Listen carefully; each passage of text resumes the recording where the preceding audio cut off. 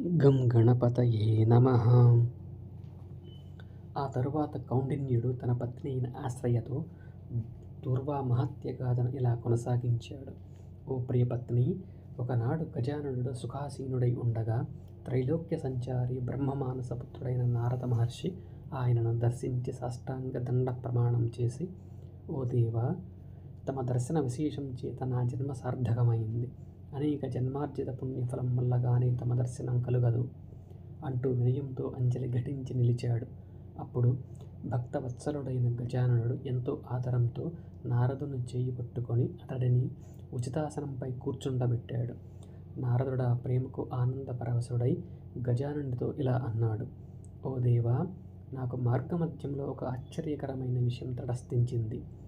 దానిని తమకు విన్నవించాలని కుతూహలంతో వచ్చాను అది చెప్పి వెళతాను. అప్పుడు భక్తజన మందారుడైన గణేశుడు చిరునవ్వుతో ఆ వివరం చెప్పి వెళ్ళమని అనుజ్ఞనిచ్చాడు. అందుకు నారదుడిలా చెప్పసాగాడు: ఓ ప్రభూ, మిథిలా నగరాన్ని జనకుడు అనే రాజు ప్రజారంజకంగా ప్రజలను తన కన్నబిడ్డల కన్నా మిన్నగా ప్రేమిస్తూ పాలిస్తున్నాడు. అతడు సకల శుభ గుణోపేతుడవటమే కాక గొప్ప దాత. నిత్యం అడిగిన వారికి లేదనకుండా దానమివ్వటమే కాక నిరతాన్నదానంతో ప్రజల ఆకలి కూడా తీర్చే గుణవంతుడు. దేవతలను బ్రాహ్మణులను అనునిత్యం పూజిస్తూ ధర్మబద్ధుడై జీవిస్తున్నాడు. ఆ కారణం చేతనే కాబోలు లేక తమ అనుగ్రహ విశేషం వల్లనో ఇంతగా ద్రవ్యమును వెచ్చిస్తున్నా అతడి సంపద తరగక బహుముఖంగా పెరుగుతూనే ఉన్నది. ఈ ఆశ్చర్యానంతటినీ అతడి గృహానికి స్వయంగా వెళ్ళి చూచాను. అతడు బ్రహ్మజ్ఞానాభిమానంతో నన్ను కొంచెం అపహసించాడు. అతడిని అభినందిస్తూ ఇలా అన్నాను: ఓ రాజా, నీవు ధన్యుడమయ్యావు.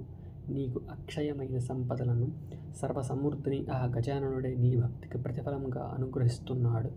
నా మాటలు విన్న జనకుడు గర్వంతో ఇలా అన్నాడు: నేనే ముల్లోకాలకు ప్రభువును, మహాదాతను, భోగిని, సర్వరక్షకుడను నేనే. నాకన్నా ఇతర మార్గమేమీ ముల్లోకాలలోనూ లేదు. సర్వము నా ప్రమేయం వల్లనే జరుగుతున్నది. కర్త, కార్యము, కరణము ఇవన్నీ కూడా నేనే అంటున్న ఆ గర్విష్ఠితో కినుక వహించి ఆగ్రహంతో ఇలా అన్నాను: ఓ రాజా, ఈ జగత్కర్త, భర్త, హర్త ఈ మూడు కూడా ఆ ఈశ్వరుడే. ఇంకెవరు ఆ పనిని నిర్వర్తించజాలరు. నీవే సత్కార్యములన్నీ చేస్తున్నానంటున్నావే. దంభముతో నీ గొప్పతనాన్ని చాటుకునే నిమిత్తమే వాటిని చేస్తున్నట్లు స్పష్టమైంది. నీ పొరపాటు నీకర్థమయ్యే రోజు అతి సమీపంలోనే ఉన్నది అని అక్కడ నుండి మీ సన్నిధికి వచ్చాను అంటూ నారదుడు విఘ్నేశ్వరునికి భక్తితో నమస్కరించి సెలవు పుచ్చుకున్నాడు. అక్కడ నుండి నారదుడు విష్ణు దర్శనార్థమై వైకుంఠం చేరుకున్నాడు. ఓ ఆశ్రయ, నారద మహర్షి అలా సెలవు తీసుకున్నాక గజాననుడు రాజభక్తిని పరీక్షించటానికై మిథిలా నగరానికి చేరుకున్నాడు. శరీరమంతా వ్రణాలు రసివోడుతూ శరీరంపై ఈగలు ముసురుతుండగా చిరిగిన మాసిన వస్త్రం ధరించి ఓ బీద బ్రాహ్మణ వేషధారి అయి పడుతూ లేస్తూ రాజమందిరం వద్దకు చేరాడు. మాయారూపములో ఆ గజాననుడు ద్వారం వద్దనున్న ద్వారపాలకులతో, ఓ దూతలారా, అతిథి అయి ఒక బ్రాహ్మణుడు వచ్చాడని మీ రాజుతో తెలపండి. కడు వృద్ధుణ్ణి, బాగా ఆకలికొని ఉన్నాను. మృష్టాన్న భోజనాన్ని మాత్రమే ఆశించి వచ్చాను అన్నాడు. దూతలి వార్తను జనక మహారాజుకు ఎరిగించగానే, ఓ దూతలారా, ఆ వృద్ధుణ్ణి వెంటనే లోనికి తీసుకురండి అని ఆజ్ఞాపించాడు. దూతలు కూడా అతడిని వెంటనే ప్రవేశపెట్టారు. ఆ రాజు దూరాన్నుంచే మలిన దేహంతో ఒంటి మీద వ్రణాలతోనూ వాటి నుండి స్రవిస్తున్న నెత్తుటిపై మూగి ఈగలతోనూ జుగుప్సాకరంగా ఉన్న ఆ వృద్ధుడిని చూసి, ఆహా, నన్ను పరీక్షించటానికి ఈశ్వరుడేమైనా ఈ రూపం దాల్చి వచ్చాడో ఏమో.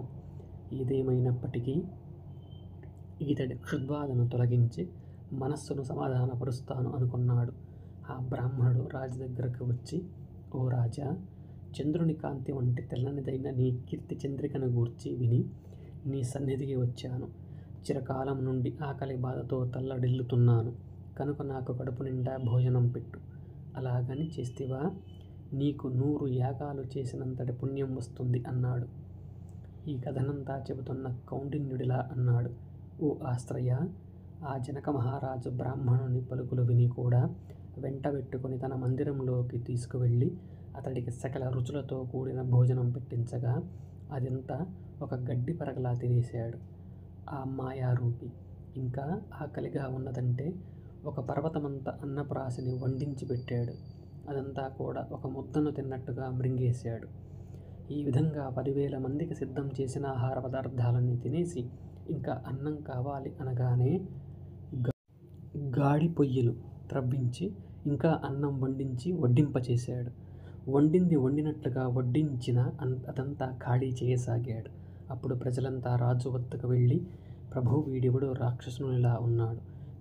వీనికెందుకింత ఆహారం పెడతారు? ఇటువంటి రాక్షసులకు భోజనం పెట్టడం వల్ల ఏమీ ప్రయోజనం లేదు. వీడు ముల్లోకాలు మృంగించినా తృప్తి చెందునా అన్నారు. ఉన్న బియ్యం అన్నీ నిండుకున్నవి. ధాన్యమైనా సరే కడుపు నిండేందుకు తెచ్చి ఇవ్వమన్నాడు. అప్పుడు ప్రజలందరి ఇళ్లలోనివి, గ్రామాలలోనూ పల్లెల్లోనూ ధాన్యపు రాసులన్నీ కూడా తెచ్చిపెట్టారు. అవి అన్నీ కూడా భక్షించిన అతడికి తృప్తి కలుగలేదు.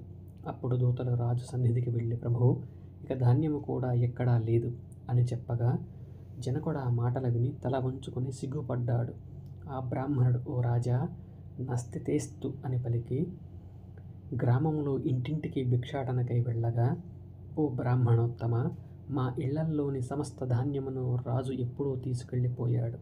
నీకిప్పుడు అన్నం పెట్టుట ఎలాగా? కనుక వేరే చోటుకు వెళ్ళు అనసాగారు. అప్పుడు ఆ మాయా బ్రాహ్మణుడు, ఓ జనులారా, జనక మహారాజు నిరతాన్న ప్రదాత అన్న కీర్తి విని తృప్తిని పొందగోరి వచ్చాను. ఆ తృప్తి కలగకుండా ఎక్కడికి వెళ్ళగలను అనగానే మారు మాట్లాడలేక ప్రజలు మౌనం వహించారు. ఆ మాయా బ్రాహ్మణుడు అలా తిరుగుతూ విరోచన, త్రిరోచనుల ఇంటిలో ప్రవేశించాడు. ఆ ఇంట్లో ఈ రకమైన వస్తు సామాగ్రి, పాత్రలు కనిపించలేదు.